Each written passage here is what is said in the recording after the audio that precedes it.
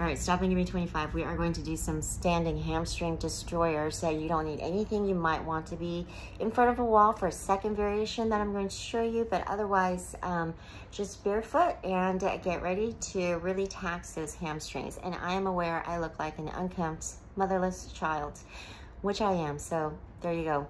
All right, so if you are able to do that traditional runner stretch where you're grabbing the top of the foot, the quad stretch, then this would be the variation for you. So meaning you can grab your own foot and also remain standing, all right? So that is actually the starting position in this variation, all right? So grab that foot, okay?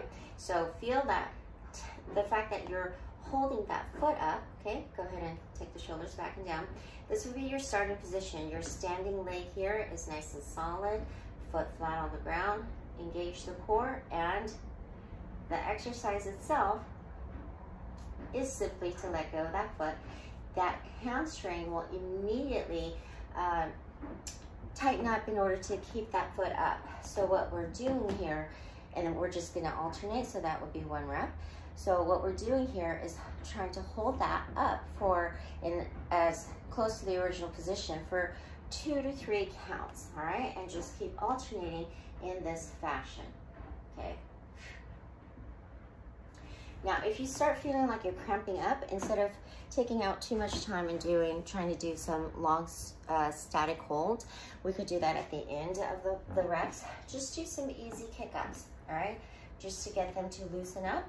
And if you want, you could also give yourself a quick little like percussion massage, all right? Okay, if you want to do it in the wall, there's actually, it doesn't make it any easier. It just helps you to get into the setup, and we'll do all the reps on one side in this variation and finish on the other. You actually still need to, we'll be getting the balance work, and you'll actually get a little bit bonus work on the standing glute. And the exercise isn't any easier, so anyone's welcome to try this variation. All right, so stand with your back to that wall, and you're going to take that foot behind you, and you're going to use the wall in place of your hand to hook that top of the foot, right? So now the wall takes the place of your hand. Depending on your quad and your hip flexor flexibility, your distance from that wall with the standing leg will vary. As long as you're feeling like your leg is hooked and you're able to hold the position, great. Notice I have a lean, okay? Because of the restriction position here. Keep that lean, that's perfectly fine. What we're doing here is we're going to take the leg away from that wall,